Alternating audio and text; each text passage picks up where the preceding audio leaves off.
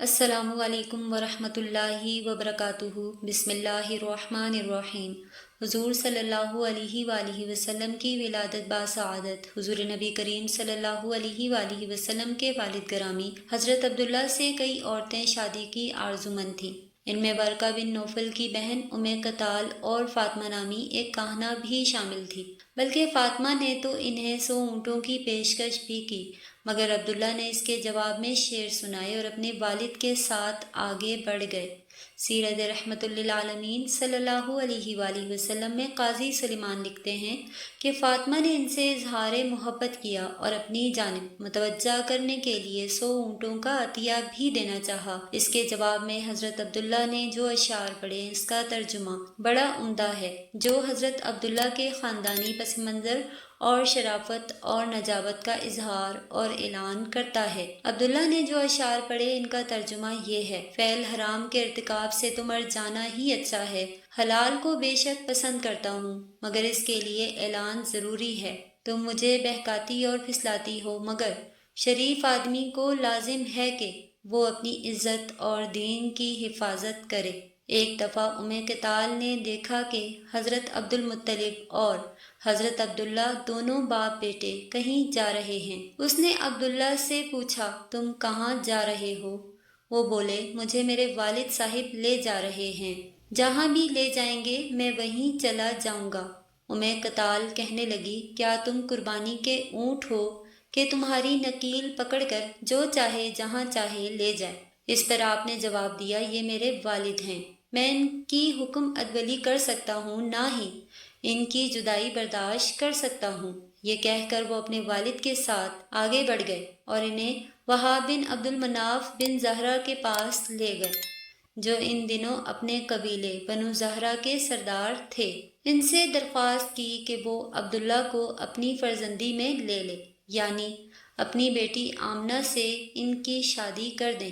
چونکہ دونوں خاندانوں کا تعلق بنو اسماعیل سے تھا، اسی لیے وہب بن عبد المناف نے انہیں نہایت خوش دلی سے یہ رشتہ منظور کر لیا اور عقد ہو گیا۔ اس موقع پر خود سردار عبد المطلب نے سیدہ آمنہ کے چچا کی بیٹی خولہ بنت وحید سے شادی کی۔ حضرت حمزہ اور سیدہ صفیہ انہی کے بدن سے ہیں، اسی بنا پر حضرت حمزہ آپ کے خالہ زاد بھائی بھی ہیں۔ ناظرین، اس وقت عرب میں یہ دستور تھا کہ دلہا شادی کے بعد 3 دن تک سسرال ہی میں رہتا تھا۔ چنانچہ عبداللہ بھی 3 روز یثرب میں رہے، پھر گھر چلے گئے۔ اس وقت ان کی عمر 25 سال تھی۔ سیدہ آمنہ نکاح کے بعد پہلے ہی ہفتے میں نور نبوت بن گئی۔ ان کو خواب میں بتایا گیا کہ اپنے بیٹے کا نام احمد رکھنا۔ چنانچہ والدہ نے آپ صلی اللہ علیہ وآلہ وسلم کا نام احمد رکھا اور دادا نے محمد تجویز کیا۔ دونوں مبارک نام اللہ کے رسول کے ذاتی نام ہیں۔ اس خواب کے بعد سیدہ آمنہ کو یقین ہو گیا کہ ان کا فرزند نہایت مبارک اور مسعود ہوگا۔ چنانچہ جب بی بی حلیمہ سعدیہ نے اللہ کے رسول صلی اللہ علیہ وآلہ وسلم کو گود میں لینے سے اسی لیے تحمل کیا کہ وہ یتیم ہیں، تو سیدہ آمنہ نے فرمایا، اے دائیہ، اس بچے سے مطمئن رہو، اس کی شان بہت بلند پایا ہونے والی ہے۔ سردار عبداللہ شادی کے کچھ عرصے بعد ملک شام تجارت کے لیے تشریف لے گئے اور واپسی پر یثرب میں ٹھہر گئے کہ والد نے حکم دیا تھا کہ وہاں کھجوروں کا سودا کریں۔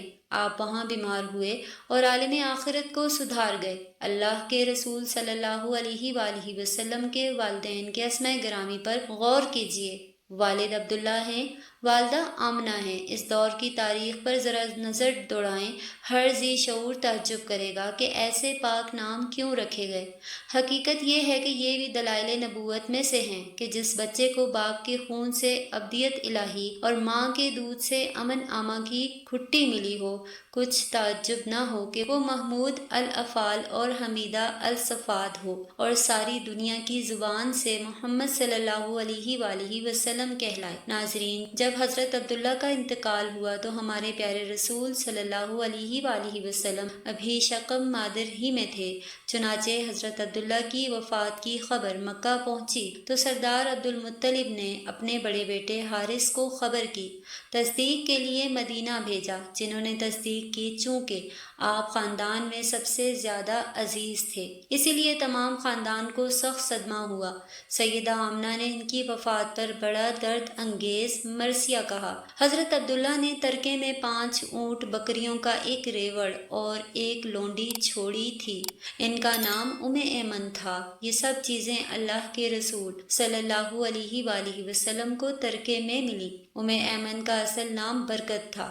انہوں نے رسول صلی اللہ علیہ وآلہ وسلم کو گود میں کھلایا تھا۔ اللہ کے رسول صلی اللہ علیہ وآلہ وسلم ان کی بے حد عزت کیا کرتے تھے۔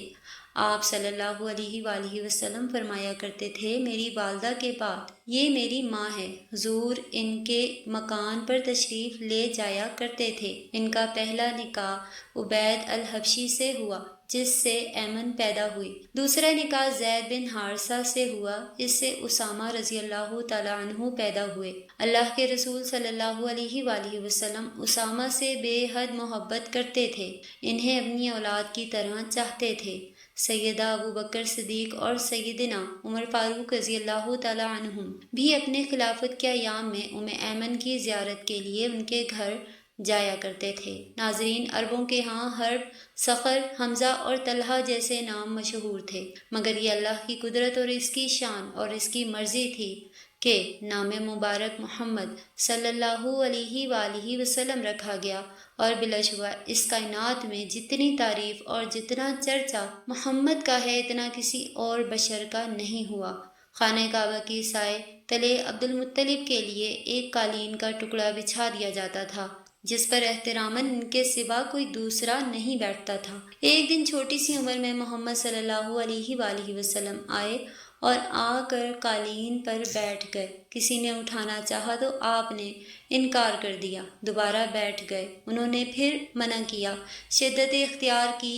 ادھر عبدالمطلب نے دیکھ لیا اور منع کیا کہ اس مبارک بچے کو نہ اٹھاؤ، اور بے اختیار کہنے لگے، یہ گھر پردوں والا، مرتبے والا ہے۔ اس کی عظمت کے اسباب میں سے ایک سبب یہ بچہ بھی ہے۔ ناظرین، اللہ تعالی ہمیں اپنے محبوب صلی اللہ علیہ وآلہ وسلم کی سیرت طیبہ سے سچی محبت عطا فرمائے اور ہمیں ان کے نقش قدم پر چلنے کی توفیق دے۔ درود و سلام ہوں اس نبی مکرم صلی اللہ علیہ وآلہ وسلم پر جن کی وجہ سے ہمیں ہدایت نصیب ہوئی۔ آمین ثم آمین۔ کمنٹ باکس میں ایک بار صلی اللہ علیہ وآلہ وسلم ضرور ٹائپ کریں۔ شکریہ۔ اللہ حافظ۔